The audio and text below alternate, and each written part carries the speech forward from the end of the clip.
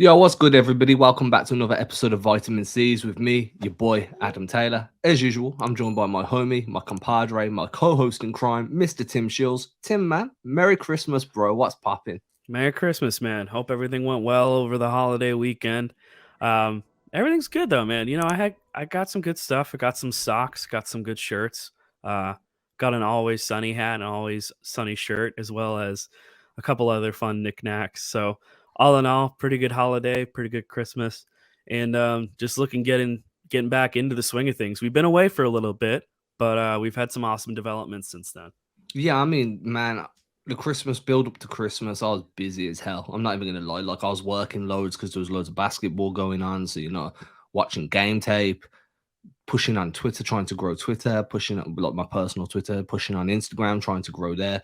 And I was just like, dude, I don't think many people are gonna want to watch. Like, there was a bit of a losing streak going on. I was like, I don't want to feel too bad about myself talking like bad things all the time. So I was like, yeah, let's just wait till after Christmas. And that's what we did. It's the 27th today. We'll be posting this today.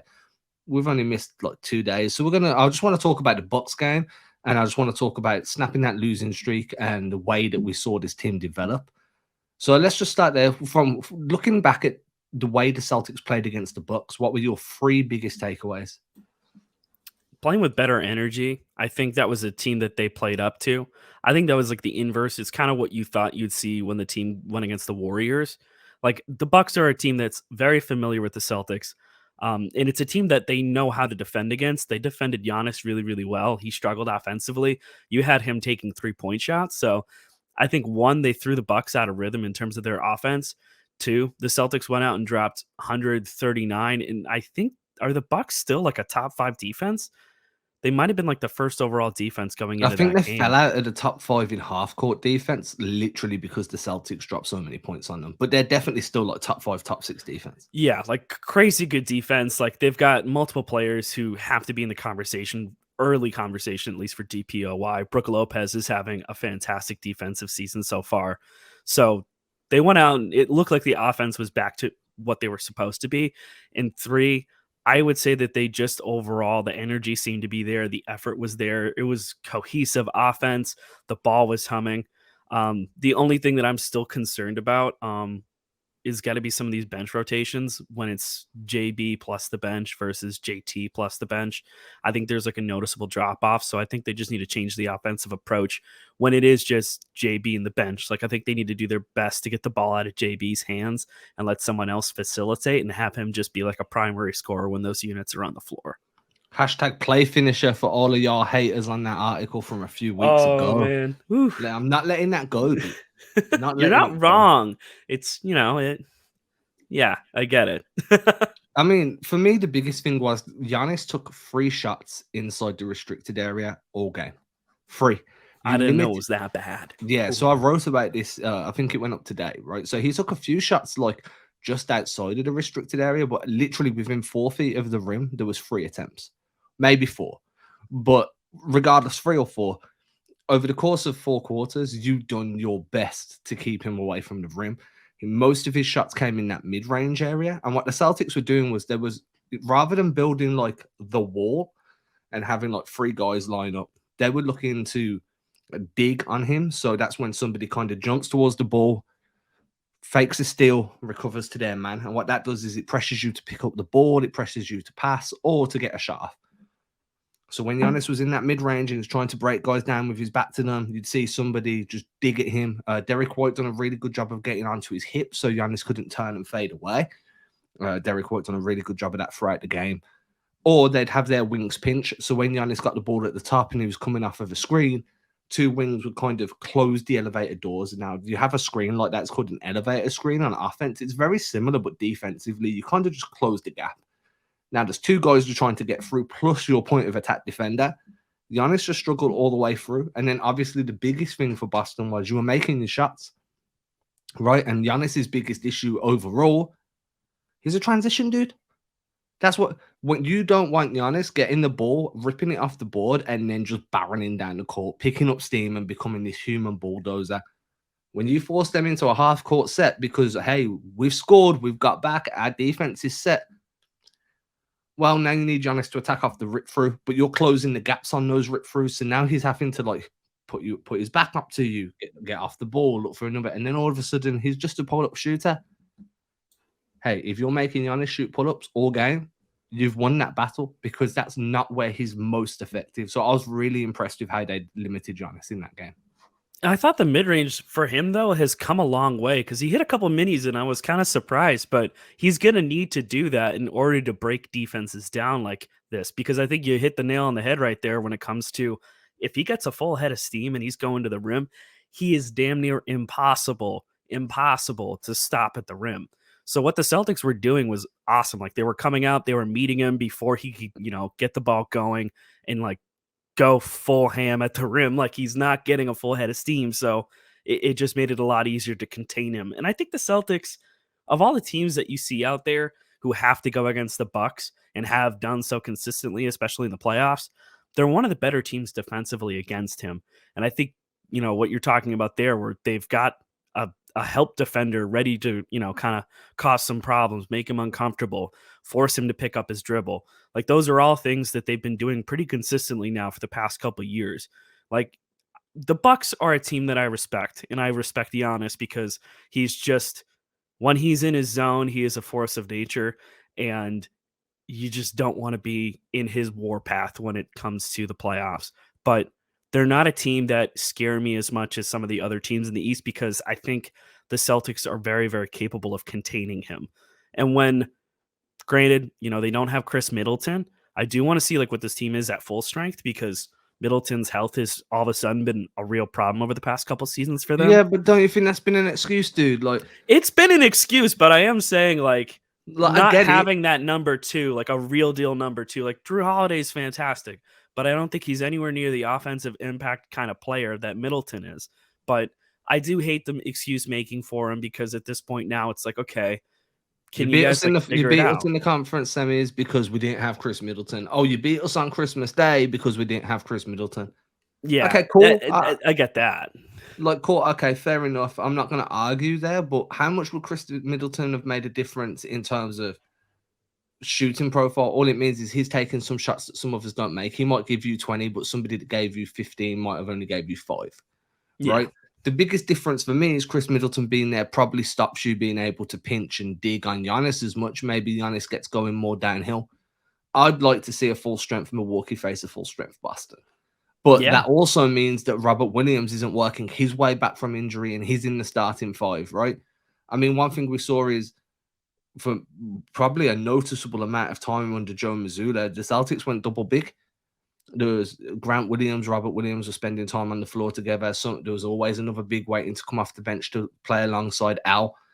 There was a lot of double big lineups, and that was interesting because we haven't really seen that from Mazzulla this season. It's always been, 2 ball handlers or 4 ball handlers, and then a big man. And what I say by 2 or 4 is sometimes there'll be 2 ball handlers, 2 finishers, and Al Horford, right? But generally, it's 4 ball handlers in Tatum, Brown, Smart, and then you can go White, you can go Brogdon maybe, or when he had Grant Williams in that starting lineup, it was 3 ball handlers, a sharpshooter, and a big, however it may be. But you're running double big against Milwaukee simply because you don't want to have to worry about Brook Lopez and then have no secondary big body to take that battle with Giannis, right? So I thought Joe Mazzulla showed some growth as a coach there, like a willingness to veer off course a little bit from what he's found success with. And then offensively, everything was working. I think one of the things I noticed during their slump, I'm not going to call it like a losing streak. It was, but it was a slump, right? They kind of went away from their flare sets. They run a lot of flare screens, both on and off ball. And they went away from that during that West Coast road trip. It was a lot of high single pick and roll, but they were running more flare. They were running more stuff on the wings. They went back to running some of their twirl actions, which is just go onto my Instagram because it's really hard to explain without showing the video, and YouTube will tell us off. So I'm not putting the video on here. Damn it. Yeah, we just got monetized, man. I'm not risking anything right now, dude. No, we don't have that type of clout right now. But they were running multiple different actions that could have got you extra points, and they were doing decoy actions, which they did a lot during their hot start of the season. everything kind of just came back to the way it was, right? The ball was moving around, people were cutting off ball. You had some delayed cutters that would wait for the ball to touch the paint before they initiated their cut. You had guys relocating to create open lanes. And then you had Jayson Tatum doing what an MVP candidate does. And it was glorious. He looked great. And I glorious. He stepped up to the plate. They've had a couple games where he's looked good. I thought he looked great in the Pacers game, and granted that was a tough one that you took on the chin, but I think overall right now the Celtics were just waiting for a couple guys to start getting their stuff together, and I thought you saw that against the Bucks. Al Horford had a great game. Derek White also had a great game, and he looked much more aggressive. He was cutting to the rim. He was finishing around there. He's finishing through contact. Like, that's the kind of stuff that you need out of those guys in order for this team to be successful. Like, you need to be able to depend on at least a few of these rotational guys to put together some points. For a long time, it was just Jayson and Jalen. And if one of those guys struggles, then you're in a bind. So it's good to see specifically Derek White break out of that slump. He didn't hit any threes against the Bucks, but I still think he finished the night like 8 of 13 from the field. And he finished with like 18 points. So, and he's Did also. you see Derek White was wearing an NBA paint jumper? No. So I saw that he got a haircut, though. You saw his new do? Yeah, he's had it trimmed, right? When I have it trimmed, when I have a cut, I'm top 5. He was, NBA paint, right? On Twitter. Yeah. He had a suit? He had they must do like a Derek White sweatshirt, right? Mm-hmm. And it's something like Merry Derek White Christmas or Dreaming of a Derek White Christmas or something. And it's just like, NBA paint. It's just somebody's made a terrible design on paint, slammed it on. Derek White walks into the arena wearing it, dude. And like, I'm just like, I remember following that account when there was like 20, 30,000 followers. It's at like hundreds of thousands now. And I just find it cool. I always like those moments where like Twitter or Instagram bleed into the actual league, right? And like, shout out to our guys Greg and Will from Green with Envy podcast. They did the Lob Williams hoodie last year, and then Rob was wearing that.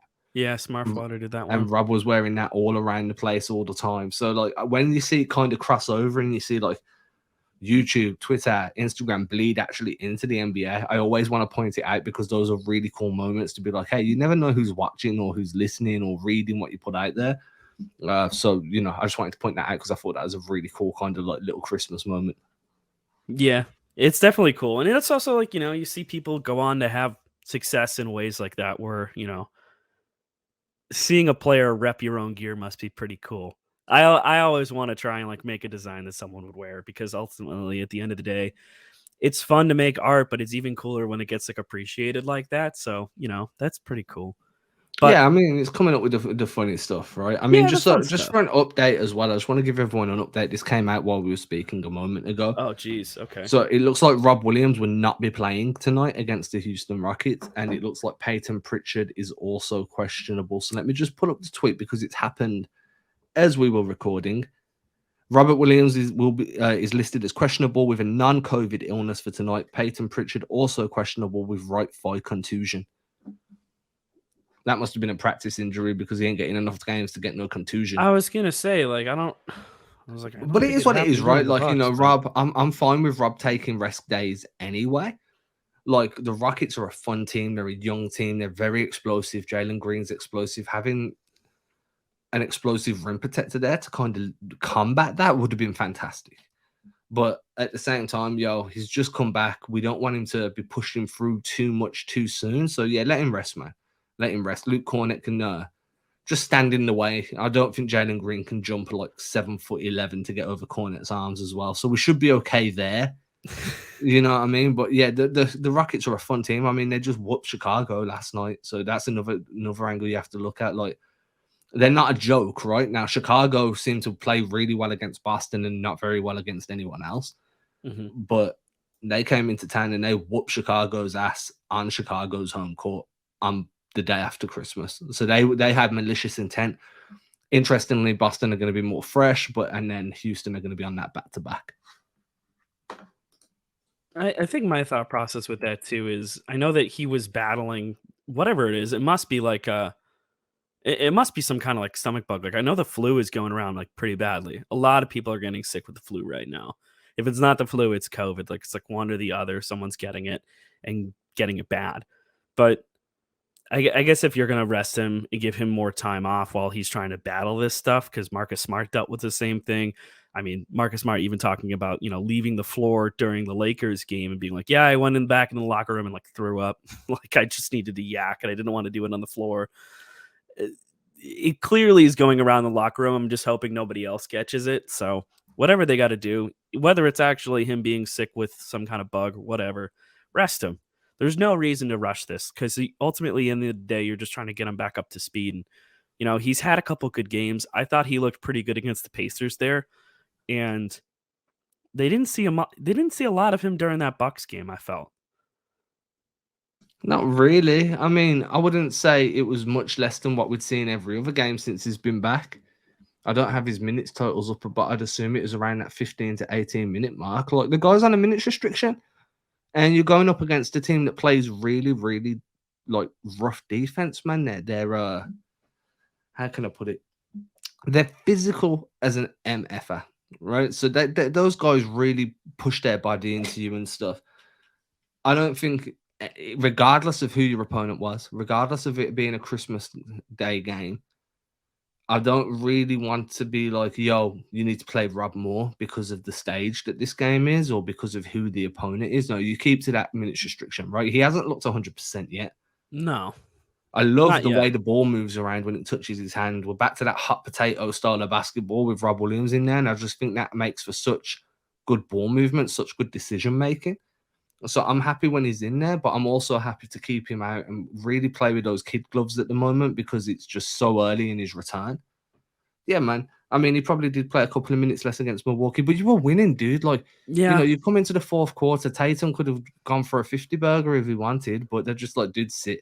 They won by 21. That's what I mean. Like, You got no need, dude. Just like he only played 14 minutes, which doesn't surprise me. I said, like that 15 to 18 range. Yeah. He's been hovering around that. He has been really like going too deep into minutes. I mean, I think he might have had one game where he did like get, I think, maybe close to 23, 25, but that was a few games back. And if he actually is battling some kind of stomach bug, like they're not going to try and have him go out there. Last thing you need to do is go ahead and play extended minutes. 18 minutes is fine. Yeah, well, especially as he's working back up the conditioning. That's what I'm saying, right? Like mid-January, if you want to bump that up to 25 minutes, fine by me. You've only got to find 4 more after that. Yeah, well, if he caps out at like 25 and they just keep it at that, I think that's like ideal. We talked about this before, I think on a couple episodes back when it comes to Rob and his return. You just don't want to like stress that too much. Like you don't want to go ahead and throw him out there and have him playing crazy minutes like he was before. Because while it was awesome, this last season to see him out there on the floor and being a massive impact player, his workload was too much. Like it ended with him getting an injury. So I just constantly am like in fear of things getting worse or, somehow he goes out there and hurts it again just by playing a ton of minutes. The more floor time he sees, the higher the risk is what I'm saying. So the upside there is now that this time last season, the Celtics had to up a gear mid-January. You know what I mean? And then it was an 8-man rotation from mid-January all the way through until the finals. And those dudes were there was no energy left because they had to make such a hard push throughout the regular season. They're already in a better position now because they're first in the East. They've just got to maintain what they've been doing. We don't need to stick to an 8-man rotation. You can go deeper into your rotation because you've got so much momentum at the moment, so much headway compared to where you were this time last season. Maybe maybe Jayson Tatum doesn't need to play 32, 33 minutes every night. And obviously the ideal way is to do that via blowouts, but also just be more mindful that these guys ran out of steam. So give them ways not to run out of steam. It's all well and good being like, oh, well, that's their job. They're professional basketball players. How can you run out of steam? Because you're human, bro. Like it's just work. It's cardio and work. How are you going to tell me like, oh, yeah, well, if you work out all the time and you paid millions, so you still got a human body, dude. Eventually, it's going to be like, bro, can you just give me a couple of days off? And the NBA schedule's like, no. It's got limits. Like there are physical limitations. Fortunately, they're in this home streak through the end of the calendar year. So it's not like they have to worry about travel. Granted, it is the holidays and stuff, so there might be Marcus some travel Smart might back play home. bad today. And also, yeah, congrats to Marcus Smart. We didn't even talk about it, but he proposed and is now engaged. So congratulations to Yeah, but he Marcus. had Twitter in a meltdown to begin with. Did you see those tweets? No, what are you He was talking like, I've about? been giving this a lot of thought. And this is over a 3-tweet thing, right? So I'm paraphrasing. First one was like, I've been giving this a lot of thought and finally come to the conclusion. That's tweet 1. Tweet 2, that it's time for me to leave. Then he leaves it at that for like an hour, 2 hours, right? And then he The puts out single life. then he puts out a third tweet like, oh, I forgot the rest of it. The single life, she said yes. But can you imagine what Celtics Twitter was going through for like that 1 to 2 hour period where Marcus Smart's latest tweet is it's time for me to leave? Just like literally hours after they've just defeated the Milwaukee Bucks by a fairly good margin. And he seemed pretty happy while Everyone's doing like, it. what the fuck? What's going on with Marcus? Nah. So I can understand. Like, I found that really funny. I did because I was like, because I was asleep, right? Like I woke up to I see missed it, and all of this. by then the whole thing's there, and I saw it on Instagram first anyway. So like I knew kind of like by the time I even saw it unfold, but I was just like, man, that's a great sense of humor, dude. I didn't even know about the tweets, honestly, until you just said that now. I only saw like the end of it. And I was like, oh, that's like nice and wholesome. Like I wasn't paying attention to like Yeah, he Twitter and any of trolled this other hard, crap. dude. But I'm expecting like if he has a bad game against Houston, like I understand. I mean, he's probably been celebrating with family and friends this whole time. So like, Yeah. yeah, more power to him. 8 assists though in that Bucks game. It's He's like, been what is it, like phenomenal, man. 16 assists in his last 2 games to 1 turnover or something like that. It's a high number like that. I can check. I'm pretty sure it's like 16 assists to 1 turnover in his last 2 games. Like when you want to talk about like everyone was saying we needed a pass first point guard, and I say we, and I don't like using that. So everyone said the Celtics needed a pass first point It's guard. the royal we, right? And I'm English, so we can use that a little I bit was more. gonna say. But Yeah, it was 18 assists. I'm gonna 18, check there the we go. turnovers now, So it's but 18 to 1 turnover. I know there was 1 turnover. that's gross, man. Jaylen That's Brown so looking at that good. with some envious eyes, dude. Let's get some drool. He's like, how do you only get 1 turnover? I get turnovers when I catch the ball. What the fuck? But but no, seriously, Marcus Smart, when you look at it, like his ability to he's calling out all the offensive sets, he's calling out the defensive reads. I think over the last 2 games, we've seen defensive player of the year version of Marcus Smart step back up on D. Just in terms of I've seen him making the reads a bit more. There was a couple of plays against Milwaukee where Smart would try and get underneath the big man, whether that be Giannis, whether that be Brook, before they could get into the paint, or just as they entered the paint, to kind of limit their chances to crash the boards, to offensive rebound, to be a lob threat. He's just putting his body and playing that in the way, by playing the angles and really limiting what guys can do there. His versatility is ridiculous on both sides of the floor now. He's unquestionably the best passer on the team. Yeah, I don't think that's debatable at this point. No, He's so good. unquestionably. He's been so good. And do you know what it is? The better he's got at setting the table for everybody else, the better his shot selection's got. He's not shooting because he's seen the success when He he's doesn't passing. have to. Yeah, Like he's realizing he doesn't have to. You've gone away from no, yes, Marcus, to yes, please, Marcus. So Attack the rim, Marcus. Like when you Yeah. attack the rim, he's one of the better finishers on the team too. He Yeah, 'cause really is. he's just got that circus shot package. Yeah, he really does. He's like, yeah, I can just I finish through traffic all the time. But I'm most comfortable with Smart taking shots when he's working out of that mid post. That's where I'm like, that's his bag, dude. Like he's got such a post game for a guard because of his strength and his low center of gravity. And he's got good control of his hip movements, the way he spins off of guys. I'm a big fan of Marcus Smart as a post guy. I also think he's there was questions about this at the beginning of last season, and then they were all very fair. I think at this point, it's unquestionable that he is the perfect guard for this team. I think teams around the league are looking now like, damn, Marcus Smart he's a combo guard. I get that, but he's developed into being a legitimate point guard. I think he's kind of starting to fill into that Kyle Lowry comparison, right? The shot's not there from 3 yet. It's not consistent enough from 3. But I think Lowry was 30 by the time his shot became consistent from deep. It wasn't like he was always consistent shooting from deep. Oh yeah, but I mean, like that was part of like his career trajectory, right? Like just overall development. And I think now the Celtics are finally putting him into this position where he can really, really excel. And seeing, like you said, I think setting the table for the Stars has really been where it's at. Like I think they talked about it on the broadcast.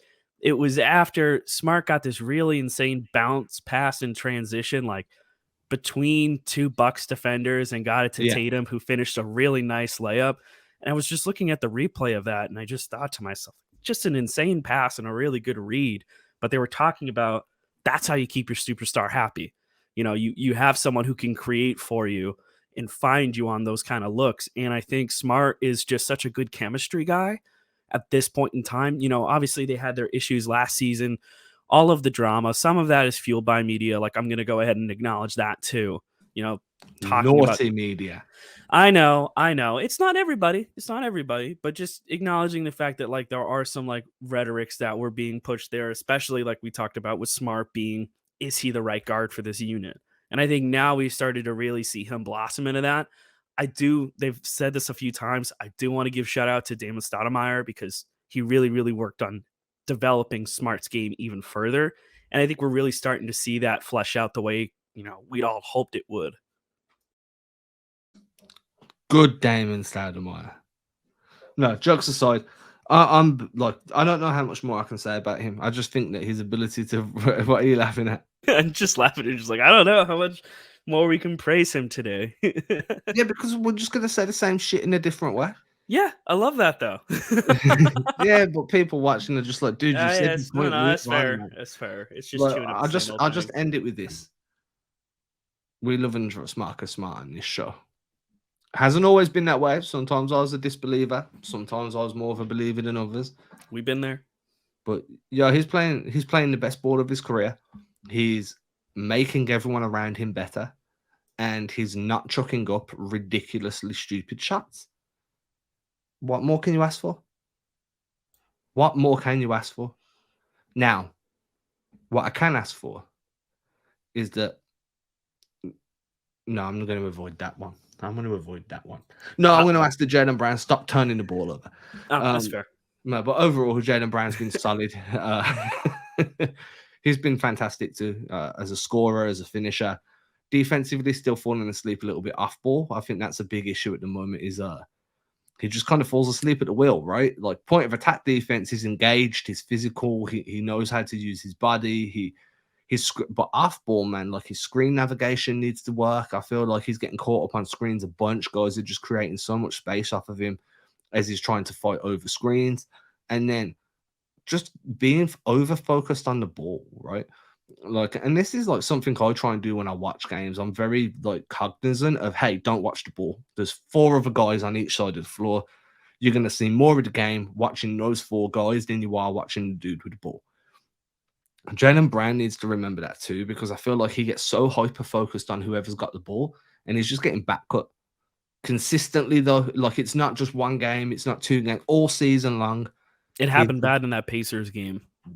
Multiple times, bro. Multiple times. Backdoor cuts, like just losing off ball badly. I think the worst was that Miles Turner one where they were starting to cut into the lead, and like he had a bad layup on one end, and then him and Rob got caught up on a switch, and then Miles Turner just made the backdoor cut, and like he knew that he was there. He was like pointing to Miles Turner, like, "Hey, there's a guy there," and then he just went backdoor, and no one stopped him. And it's like you can't do that. We can't keep letting this go. Like And then that's what happens is you have your help defender, like your weak side help man, has to rotate over. Now there's a corner 3 that's just become available because you've engaged that guy. The low man has to step up. So now there's someone in the dunker spot if they're playing a 4-out 1 in. You got a dunker spot pass there available too. And all because Jaylen Brown fell asleep, you know, and then everyone starts to collapse. You can kick out to the perimeter, 1-2 pass, boom, you're 3 points down. And we know that's possible because that's how the Celtics hurt you. They get you to collapse, then they pass, and they make the ball so quick that eventually there's just someone wide open. And Jaylen Brown being back cut might not sound too bad, but it sets off a chain reaction of defensive rotations that can really end up screwing up a possession.